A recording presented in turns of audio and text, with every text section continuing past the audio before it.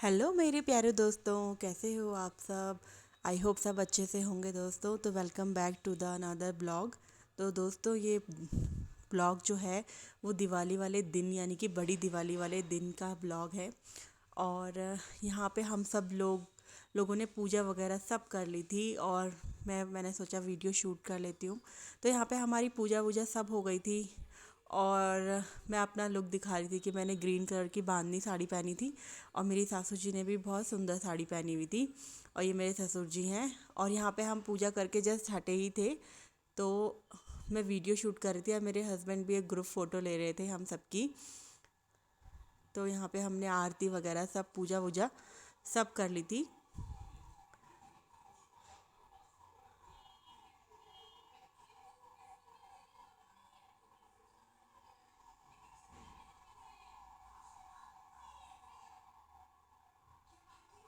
ये हमारा घर का मंदिर है।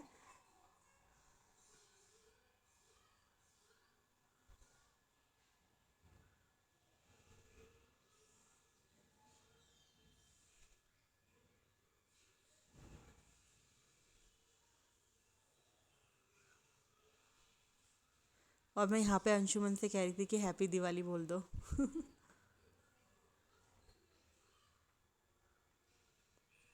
तो दोस्तों दिखाती हूँ अपना घर कि मेरा घर कैसे सजा था। सभी घर बहुत प्यारे लग रहे थे बाहर से, क्योंकि दिवाली वाले दिन सभी लाइट्स वगैरह लगाते हैं तो सभी घर कितने सुंदर लगते हैं ना दोस्तों।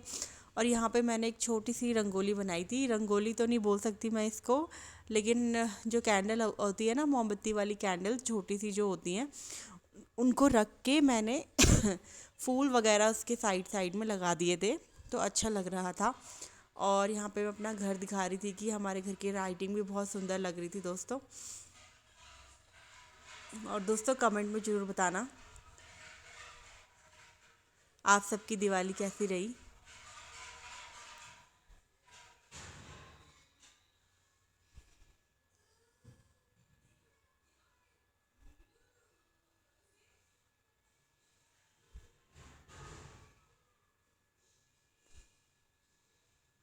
और मैं यहाँ पे आ गई थी अंदर और मैं सासू जी से मिलवा रही थी। सासू जी मेरी यहाँ पे शायद पकोड़े खा रही थी। हमने दिन में पकोड़े भी बनाए थे, वो क्लिप में आगे ऐड करूँगी।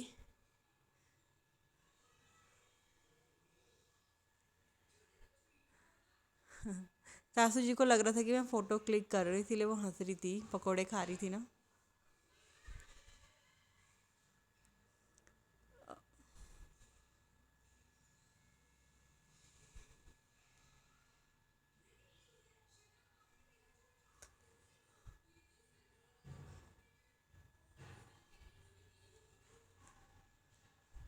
मेरी सासू जी ने धनतेरस पे शायद लक्ष्मी गणेश जी की सिक्के लिए थे जो बहुत सुंदर लग रहे थे।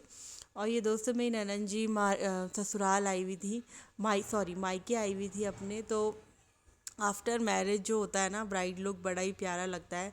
तो मैं वही दिखा रही थी, इतने सुंदर पायल बिछिए और चूड़ा पहना हुआ था। तो हम इससे मिलने के लिए घर पे गए थे उसके। तो मैंने सोचा क्यों ना एक वीडियो शूट किया जाए। अब ये दिवाली के शायद 2-3 दिन बाद अपने ससुराल चली जाएगी। तो यहाँ पे वही इसको पानी पिला रहे थे। इसने तो यहाँ पे इतनी शरारत की ना दोस्तों, क्या बताऊँ मैं आपको।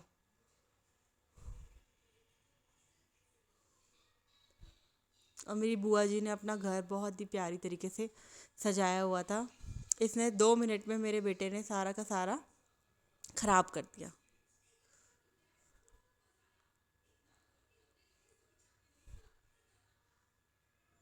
और दोस्तों मुझे ना आगे से ना बहुत ज़्यादा हेयर फॉल हो रहा है, पता नहीं क्यों आगे की साइड से बहुत ज़्यादा हेयर फॉल हो रहा है। मैं जब भी कॉम करती हूँ ना, तो जैसे कि डिलीवरी के 6 महीने बाद जैसे बाल नहीं झड़ते वैसे बाल झड़ रहे हैं मेरे। जैसे जैसे आफ्टर डिलीवरी जैसे बहुत बाल झड़ते हैं, उस तरीके से बहुत बाल झड़ रहे हैं। और दोस्तों यहाँ पे दिवाली हो चुकी थी और यहाँ पे मॉर्निंग का टाइम था। ये हमारा किचन गार्डन जो काफ़ी बड़ा है। तो इसमें मेरी सासू जी कई तरह की चीज़ें उगाती हैं, साइड में भी प्लॉट में भी उगाती हैं, यहाँ पे भी उगाती हैं। तो यहाँ पे इतनी सारी राई हो रखी थी, पहाड़ी राई। तो वही हम नाश्ते में बनाने वाले थे। इसके ऊपर सतूत का, अमरूद का साइड में पेड़ है, आड़ू का पेड़ है, आम का पेड़ है दूसरे प्लॉट में। और यहाँ पे ये भी खेत में चला गया था। बहुत अच्छा लग रहा था, मॉर्निंग का टाइम था। अपने गार्डन से हरी सब्जी तोड़ के लेके आइए और बनाइए, कितना अच्छा लगता है। इन सब्जियों में तो इतना रस और पानी निकलता है ना, घर की जो अपनी खेत की उगाई हुई सब्जियां होती है, टेस्ट ही अलग होता है इनका।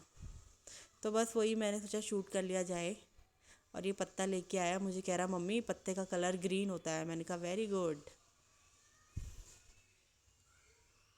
तो बस अभी मैं यही सब्जी बनाऊंगी तो दिखाऊंगी आपको।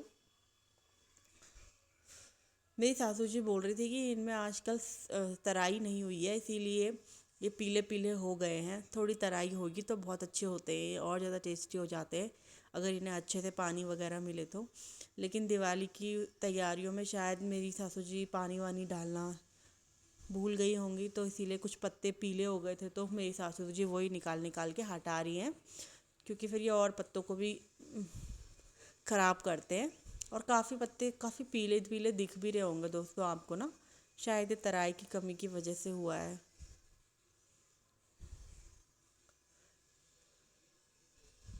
अब मेरी सासू जी ना धनिया भी बोती हैं बहुत सारा, मतलब पूरे साल फिर मार्केट से धनिया लाने की ज़रूरत नहीं पड़ती। और यहाँ पे यही सब्जी मैं किचन में बना रही थी दोस्तों। तो इसमें मैंने लाल मिर्च कूट के भी डाल दी थी, ऊपर से खेत की लाल मिर्च थी, वही मैं आपको दिखा रही थी। और पकोड़ों का कुछ बैटर बच गया था, जो हम अभी बनाएंगे साथ में, नाश्ते के साथ में। शायद मैं गुलगुले भी बनाने वाली हूँ। गुलगुले मतलब गुलगुले गढ़वालियों में, पहाड़ियों में ना आटे के साथ केलों को मिला के बनाया जाता है, अच्छा लगता है। वो भी पकोड़ों की तरह होता है, लेकिन उसका टेस्ट ना मीठा होता है। ये यहाँ पे मैं गुलगुले ही बना रही थी दोस्तों। इसमें क्या होता है ना, इसमें क्या होता है कि आटे के साथ जो बनाना होते हैं ना केले, उनको अच्छे से मैश करना होता है। ये इतने खाने में इतने टेस्टी होते हैं ना, आप एक खाओगे ना दोस्तों तो आपको मन करेगा मैं एक और खाऊं, एक और खाऊं। फिर आप खाते ही जाओगे, मतलब टेस्टी होते हैं ये। थोड़े थोड़ा टाइम लेते हैं ये तलने में, क्योंकि अंदर तक पकना चाहिए। बाहर से तो बेशक काला काला मतलब थोड़ा वैसा लगेगा कि पक गया है, लेकिन थोड़ी धीमी आंच में इनको थोड़ी देर रखना पड़ता है, क्योंकि अंदर से भी पकने बहुत ज़रूरी होते हैं। आटे के और केले के बनते हैं ये। जो पहाड़ी भाई बहन मेरा वीडियो देख रहे होंगे समझ गए होंगे केले के गुलगुले। और यहाँ पे सासू जी ने ठीक कर रखा है कि सिलबट्टा रखा हुआ है ना, जो काम मिक्सी नहीं करती सिलबट्टा करता है। तो यहाँ पे चने की दाल है ना, दालें वगैरह ना मिक्सी में ढंग से पिसती नहीं है, सिलबट्टे में बहुत अच्छे से पिस जाती है दोस्तों। तो मैं वही दिखा रही थी कि मैंने पीस रही थी, लेकिन मुझसे हुआ नहीं। फिर मेरी सासू जी ने स्पीड में क्योंकि इनको आदत भी है और आता भी है। तो ठीक है दोस्तों, अलविदा अलविदा लेती हूँ, बाय।